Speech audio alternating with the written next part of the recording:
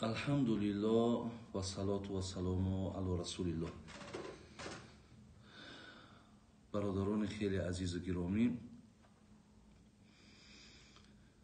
دیروز من در اطراف حالتی که در سرحدی ما مردم تاجیکستان رخ داد که امروز فکر میکنم که همه آگاهی دارد، من انشاءالله اون چیزی که برای خودم لازم میدونستم من رسانیدم، الحمدلله رب العالمین. و بعدی آنی که من مقصد انجام دادم صحبت، من بسیاری برادرو بر من سوال هایی کردن که من از بین همون سوال ها یک 10 سوال او را در همین تلفنم قید کردم و خواستم که با همین سوال هایی که برای امروزه بسیار مهم میشمارم همین ها را جواب گویم تا که مردم ما در همین مسئله و مسائل حقیقتا شاید که من گمانم هست آگاهی نداشته باشن و من برای اونها در همین مسئله کمک کنم و یاردم کنم. پیش از سوال ها را جواب دادن، بار دیگر تمام برادرانی که امروز در محافظت ملک ما در کدام گوشه که نباشند، خواه امروزه که ما همگان که بگیم در اطراف او صحبت میکنیم، علاوه خصوص برادرایی که امروز در اونجا هستند، الله مهربان دعا میکنیم که خداوند شما را صبر تید و الله مهربان از همه مشکلات ها و از همه سختی ها نگهبانتون باشد.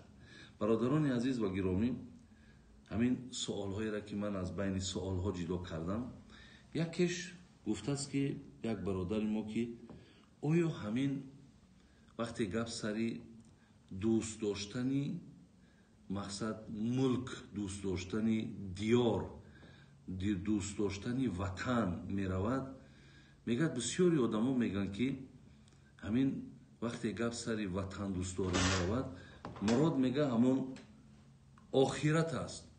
یعنی این دنیا مقصد یا این زمانی که شما زندگی میکنین یا ملکی که شما زندگی میکنین، ایرا دوست داشتنش یگان ضرورتی نیست و در شریعت میگه یگان اشاره هم نشده است. برادران عزیز و گرامی، ای کسی که شما اگر همین جواب شنیده باشین، البته اشتباهه، این با فهمیش من یا با دانش من یا من برای شما حجتایی که میارم، من گمان میکنم که کسی گفته است، شاید برادر عزیز تحقیق نکرده گفته است. زیرا که بینین که قرآن ما میگه اکملت لکم دینکم، یعنی دین تا روز قیامت جوابگو هست. در چی جوابگو است؟ فقط مسئله و مسائل آخرتی ما اگر جوابگو باشد، یعنی برای دنیای ما هم باید دین ما جوابگو هست. از این لحاظ من یکی از سوره های قرآن به نام سوره بقره که آیت 126 همین اگر برادر عزیز شما نگاه کنین، الله مهربان میگه و اذ قال ابراهیم ربی جعل هذا البلد آمنا. ببینید حضرت ابراهیم دعا کردن، گفتن که الله مهربان همین مکه مکرمه را، همین جایی را که مقصد ما در همینجا سکونت داریم، حیات داریم، ایرا یک مکان امن، یک مکان برکت، یک مکان خیر بگردان. برادر عزیز، اگر جای سکونت من، مملکت من، وطن من اگر چیزی مهم نمیشید ای دیدگاه دین، حضرت ابراهیم در حق مقصد سکونت و جای موضعش و جای زندگیش این خیلی دعا نمیکرد.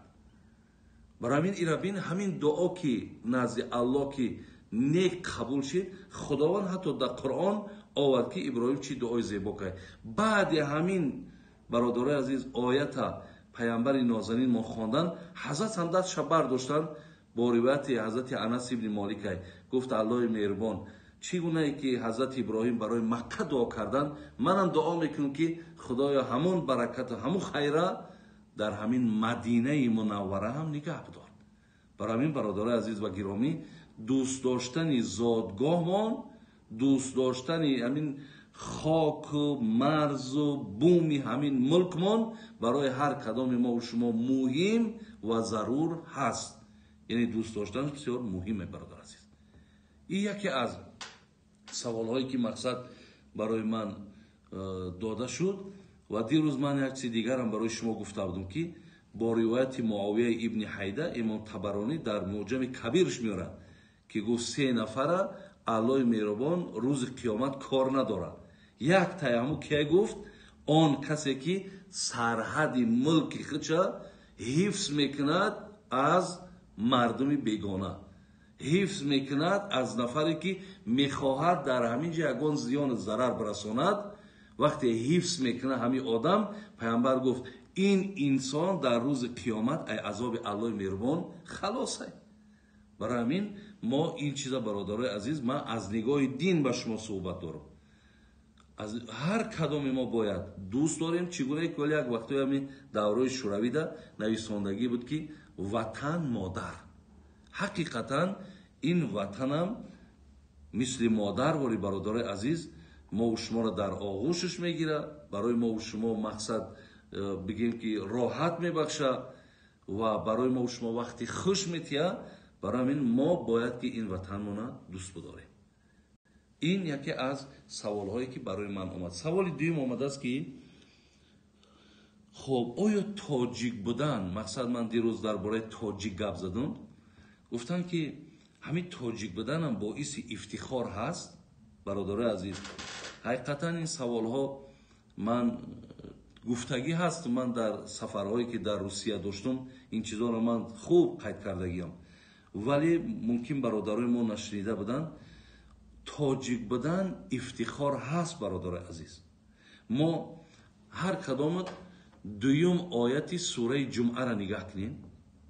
وقتی دویم آیت سوره جمعه را میگه پیامبر نازنین ما خان، همونجا میگه حضرت سلمان اشتراک داشتن. حضرت سلمان فارس که بگیم از مردم ما و شما همونجا اشتراک داشتن. میگه پیامبر من دستش در شانه همون ماند. چی گفت؟ گو والذی نفسی بیدی، قسم بر خدای جانم در دست اوست. بعد پیامبر لو کان الایمان معلقا بسوریا، اگر ایمان، اگر علم در سوریا اگر باشد، هر آینه همون را به زمین پایان میکردگی مردم فارس. وقتی ای زبانی پیامبر مردم ما را، مردم فارسی ما را، تاجیکی ما را وقتی تعریف میکنن، برادر عزیز چرا جای افتخار نباشد؟ برای همین شما در هر جا بر همین تاجیک بودن تان، برادرای عزیز در برابر اونی که مسلمان بودن تان شما افتخار میکنین، تاجیک بودن تان باید که شما حتما افتخار داشته باشید. ما ببینین برادرای عزیز 3 تا انسیکلوپدیست میگیم، یعنی اینها را روسا اونیورسالی چلاویک میگن. یعنی 3 تا آدم دانشمندی که از همه علم آگاهی دارن. یکی ابو ریحان بیرونی، یکی ابو نصر فارابی، یکی بگیم ابو علی حسین ابن سینا. این تاجیکای ما هم برادرای عزیز در برابر امام بخاری میگیم، امام مسلم میگیم. شما ببینین ما وقتی گپ درباره ستاره شناسی میروه، هر یک تاجیکی ما بداند اساسگذاری همون میرزا اولوغبک بود که در سمرقند رصدخانه داشت. وقتی گپ مقصد در سر طبیبا میروه، ببین ابوبکر رازی که به نام رزس در اروپا مشهوره، تاجیک بود برادر عزیز. گپ سر الگبرا میروه، محمد خوارزمی بود. گپ سر مثال خیمیا و الیمنت‌های خیمیایی میروه که جدول مندلیوش موندن، ایرا اساسگذارش عمر خیامه، ایرا پدر کیمیا میگن. مشکل به همین خیل بگیم چقدر با ما قهرمان ها داریم، چقدر با شاعرها داریم، چقدر لشکرکش ها داریم، چرا ما افتخار نکنیم؟ البته باعث افتخاره برادر عزیز. الاساس من الحمدلله رب العالمین زمانی که با علمم با دینم وقتی مینازم افتخار میکنم، در پهلک همی در گوشه همی تاجیک بودن من گذاشتگیم که من با تاجیک بودنم برادر افتخار میکنم. برای همین خداوند برکتون ته دادرای عزیز همه وقت ба тоҷик будантон дар ҳамаи ҷо гарданотонро баланд кунед ки шумо намтари мардум доштем ки имрӯз ҳамин мардуми берун аз илми ҳамин мардуми мо пешрафт кардем. ҳамин қадр ки мо тамбалӣ кардем беаҳамиятӣ кардем. ва ило мардуми дунё ҳамаш аз ҳамин асосгузорои мо гирифтан мақсад илм омӯхтану пешравӣ кардан. дигар савол бародарои азиз, дар шароити кунунӣ гуфтем, мақсад ями ҳозира шароитда гуфтааст, бо ҷавонон чӣ тавсия метиҳед? саволе ки додам бисёр саволҳои фикр мекунам ба мавридам бародари азиз. яъне ҷавони имрӯзада шумо чӣ маслиҳат метиҳед? ман ҷавони имрӯзада бародарои азиз ай ҳама чизе ки муҳим медонам и илм аст. агар ба шарти имрӯз ҷавони мо ки алҳамдулиллоҳи раббил оламин бародарои азиз мега кӯре ки дар пешат гурай. имрӯз мо вақте мебинем ин шароите ки имрӯз барои хонандаҳои мо кардагиянд, шароит додагиянд, имконият додагиянд. агар ба шарте ки аз ҳамин шароиту имконият имрӯз истифода бурда битонем мо илма бигирем, худо хоҳад ҳамаи пешравӣ, ҳамаи бигем ки ҳамин хайр, ҳама хубиҳо дар ҳамин илмай. ҷавони имрӯзаи мо бояд ки соҳиби илм бошад. ин имрӯз бинем ман давлатҳоеро ном гирифта метавонам ки ба сабаби илмшон дар ягон ҷо бигем муҳоҷир нестанд. мисли Сингапур, мисли Южни Корея, мисли Япония. бинед дар ягон дунё намераванд ё мақсад ба ҳайси коригар кор кунанд. барои чӣ? барое ки илм доранд. илма ки аз худ кардан додарои азиз мақсад дастнигар нестанд. барои ҳамин ба шароити имрӯза бояд ки аввалан аллоҳи меҳрубона сипосгузорӣ кунем ки худованди шароита додаймон. дигар ин ки илм қатъӣ бародари азиз мо бояд ки ҷавономона маслиҳати ма ҳамин аст. илмдор шем, илма аз худ бикунем, худо хоҳад ҳеҷ вақт дар зиндагӣ азоб намекашем. оли шоиро мегуфтанд ки ба доноён даме арзад ҷаҳоне, наярзад сад сари нодон ба ноне. ба одами донишманд яъне як лаҳзаак биши арзиши дунёро дорад. не ки одами нодона мега сад калаи одами нодон арзиш як нон як сомонаро надорад. чӣ қадар одами нодона пас мезанад. худованд дар қуръонам ҳазрати сулаймону давуда гуфт ман шуморо барои чӣ аз дигар пайғамбаро бартар медонам? ба хотире ки ман ба шумо илм додам. ана ин аст бародарон тавсияи ман ба ҳамаи ҷавонон. саволи дигаре ки дар пеши ман аст, хуб гуфтааст ки оё миллатро ҳам дӯст доштан? бародарои азиз, акун ман дар бораи ватан вақте гап мезанам, ҳақиқатан ватан аз миллат фарқ дорад. миллата дӯст доштан яъне чӣ? миллата дӯст доштан маънош ҳамие ки бародари хита дӯст доштан. бубинед, миллата дӯст доштан яъне эҳтиром гузоштан ба тамоми мардуми дохили ҳамин Тоҷикистон, ки ин ба оят ҳам собит ай, ба ҳадис ҳам собит ай. ҳатто пайғамбари нозанин мегӯяд дар чеҳраи як бародарат нигоҳ кардан савоби як ҳаҷҷи умраро дорад. яъне мо имрӯз миллатмона дӯст бидорем бояд. ҳақиқатан бародарои азиз дунё дигаргун шидагиай. шумо камтарак оли бестен тамоман дунё дигаргун шидагиай. имрӯз дунё як шакли шидааст ки кадом миллате ки якдигарша дӯст медорад, кадом миллате ки аз дар пушти якдигар истодагиянд, ягон қувва бародарои азиз, ягон ҳиллаву найрангое ки дар ҳаққи ҳамон миллат хоҳам бикунанд анҷом дода наметавонанд. агар ба шарте ки миллат якдигарша дӯст бидорад, миллат дар пай мисол муҳаббати якдигарш бошад, дар дастгирии якдигарш бошад. барои ҳамин миллатмонам дӯст доштан тоҷика бояд бародари азиз дӯст бидорад. мо мерем бисёри вақт дар берун вақте мусофир мешем, унҷа да баъд кам амурам олиам тоҳоди дар корӣ нест, кам баъд ҳамчу землия гуфта, ҳамчу ҳамшаҳрӣ гуфта эҳтиром мекунем. ана ҳамун эътиқоду муҳаббата бояд дар ҳамин даруни мулки худмонам бародари азиз бояд мо дошта бошем. бояд якдигармонам мо бояд дӯст бидорем. димадаст акун ман ҷидо кардам. хоб гуфтааст ки مقصد شما گفتین که ما واروخیم، یا مقصد چرا ما امروز باید در پهلوی مردم واروخ باشیم؟ برادر عزیز و گرامی، همین یک آدم وقتی مصیبت زده می شود، دیدین که همون من اینا میواز یک خانه در مرده شود، ما را فیرات که کنن میریم همون مرده قطعی وقتی سلام میکنیم میگیم اینا لیله و اینا الیه راجعون، تعزیه بیان میکنیم، میگیم برادر عزیز حق قضای الهی بوده است، صبر کنین، خداوند صبر تیا. همون وقتی در پهلوکش مرا میبینه دلش گرم میشود. با یک دهنگه پیما مشکلات و مصیبت چه همون آدم احساس نمیکنه. برای همین امروز اگر در مردم واروخ، من نمیگم مصیبت است، زیرا که الحمدلله امروز من در نوارها شب دیدم مردم بدخشان، دیدم مردم کولاو، که من اکثر جوانای بچهای کولاو وقتی گپ زدن من همش میشناسم. من دیدم از دیگه منطقه‌ای که الک ببینین که آماده‌ان، یا خیلیش مسافد ای آماده ای که من میرم مقصد در همون مرز میستم، یک وجب خاک همین زمینی که دارم هیچ وقتی را به کسی نمیتم، همونجا میلش همونجا اگر جانم که الله مهربان بگیره اوش در راضیم، لیکن هیچ وقت من مقصد نمیگذارم. برای همین برادر عزیز و گرامی، این حقیقتا انا در پهلوی این مردم ایستادن برای ما امروز در کاره.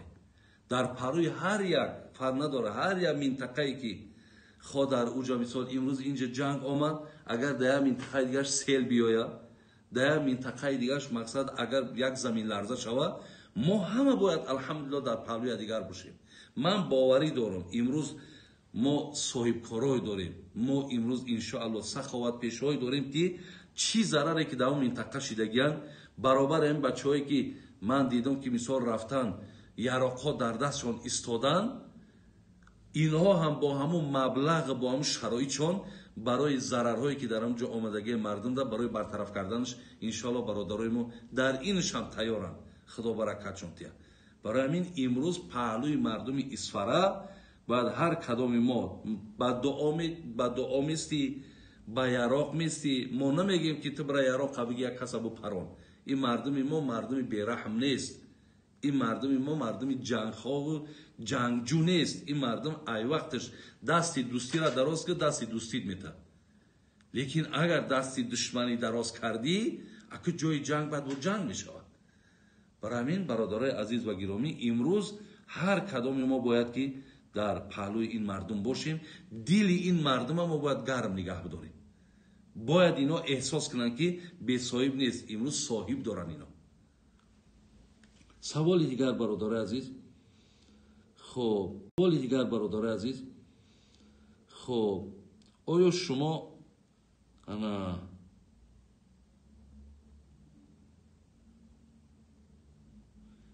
گفته است که آیا هم امروز مقصد بابا یاجی می شود که گوییم که ما هم سرجمیم؟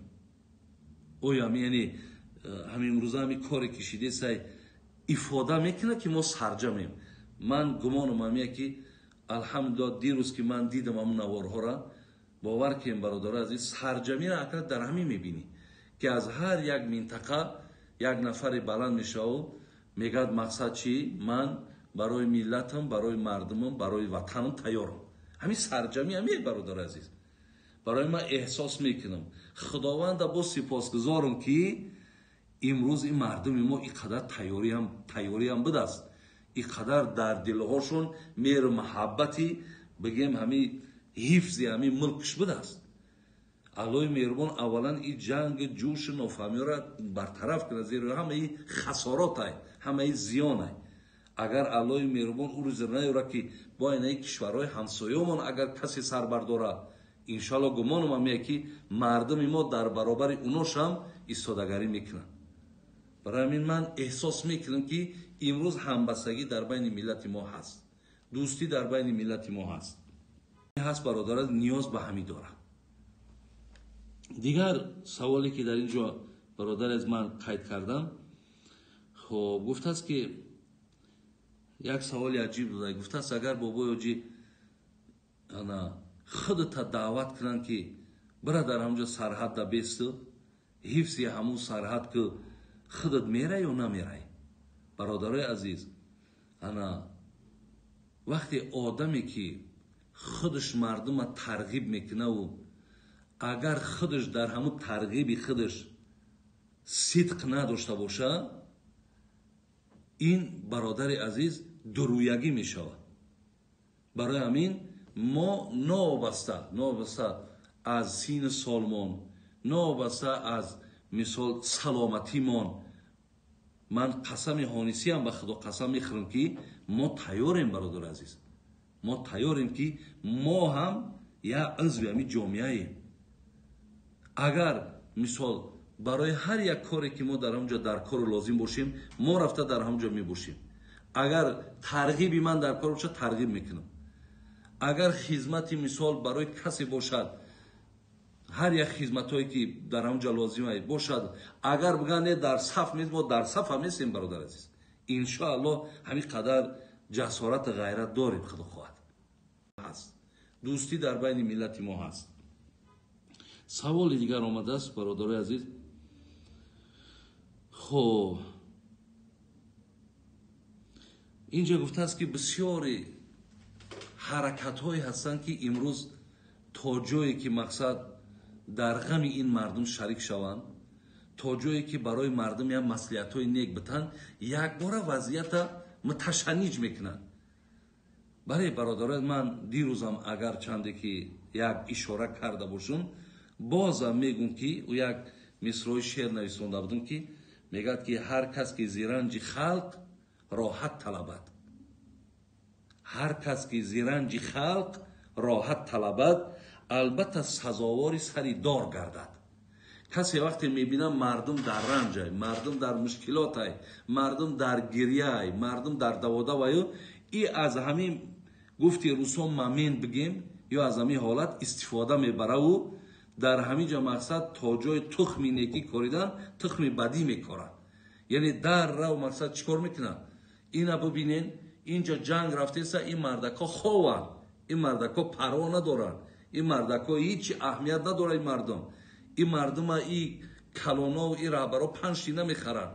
این معناش همه برادر عزیز که این آدم هیچ وقت تاجیک نیست، یا این آدم هیچ وقت خوشی و خوبی را برای مردم نمیخواه. زیرا این حالت مصیبت و حالت رنج حالت دلبرداری است. حالت ایرا گفتن در کار سببگار جنگ کیه؟ این جنگ کی داخته؟ اینجا جای این نیست. پیامبر نازنین میگه در حالت غضب حکم نکن. میگه که دک از جنگ داره، میگه حکم نکن، زیرا که اینها در حالت قبول نیستن. بگذار یک حالت معتدل شود بعد حکم بکن. برای همین امروز برادر عزیز و گرامی، هر یک نفری که اگر در همین جا از همین حالت استفاده بره و مردم با مثال با جنگ های با بدخواهی های اگر وقتی که مثال دعوت میکنه یا اینکه مثال مردم فکرهاش عوض میکنه و مردم همچنان میدونه که گویا که فقط غم مردم هوا خورده است، دیگه در اینجا هیچ که گویا در فکر اینا نیستن. اینا برادرای عزیز همش غرض های، همه این مقصد های. بعد در همینجا باید ما چهره اساسی هر یک آدم در همین روزها باید ما شناسیم برادر عزیز. از همین لحاظ هیچ کس از این لحظه باید استفاده نبره. از این لحظه استفاده میبری فقط طرف مثبت، فقط طرف خیر استفاده ببر، زیرا این مردمی هست برادر نیاز به همین داره. و دیگر آخران سوالی را که من از این بین جدا کردم برادر عزیز، انا گفته است که همین حفظی همین بگیم وطن یا ملک یا دیار، انا آیا نگاه شریعت مهمه؟ برادر عزیز، من خدا را اول سپاسگزاری میکنم که برادر عزیز مرا از تمام همین قشونها بچه ها زنگ میزنن، میپرسن بابای جی در من دعا که در سرحد سودگیم. بچه ها دعا میکنن که بابای جی یک عملیات چیدگی برآمدگیم دعا کنین که خدای مهربان مقصد همه کاری ما نیک شود. یعنی مردم ما به شریعت، به دعا، به همین چیز اخلاص دارن. برای همین دادرایی که شما در همین باز میگم، در همین حفظ سرحد، در حفظ ملک، این همی برادرای که در همین درون تاجیکستانی ما بینین یک آدمی بگیم فرمادار میبینی، یک فرمادار در همین قدیره ایستادگی 1000 ماشین همراه اطاعت میکنه، 1000 ماشین بگیم هیچ کدامشون قاعده راه رو ویران نمیکنه. یعنی بدن اینها برادرای عزیز در جامعه ما هر یک نفری که در این ساختارها هستند، چی درون مونه حفظ میکنن، چی بیرون مونه حفظ میکنن. از نگاه دین برادرای عزیز شما در هر ساعتی ایستادگیتون هم ثواب میگیرید. این خیلی که در پاست میستی و چشمت همون طرف سرحد نگاه میکنی، در همون چشمت خدای مهربان برکت میده. در همون ساعت ایستادگی تو اگر من مثال اینم جازی سبحان الله سبحان الله 1 ساعت اگر تسبیح بگردونم، تو 1 ساعت در همون پاس ایستاده حفظ همین مملکت و ملک تکنی، تو در ثواب عظمت ثوابی بالا داری. زیرا رنج تو برادر عزیز زیاده، زیرا مشکلات تو زیاده. برای هر یک چیز به موافق همون مشکلات دو میشه. برای خداوند نگهبانتون باشه دادرای عزیز. هیچ وقت شما دل شکسته هم نباشین. اولا ما دعا میکنیم خداوند شما را عمر دراز بده و الله مهربان همیشه دعا میکنیم که ملک ما تنج آباد باشه. ولی اگر برادرای عزیز ساعت آمد که امروز دنیا بسیار در یک شکلی و ازمین گرفتاره، هر یک زمان میتونن که در هر یک ملک نفر یک زهرپاشی کنه. لیکن اگر مبادایی که در همون حالت ما برادرای عزیز جان ایدست هم که دادیم، ما خدا خواهد آخرت مونم آباده.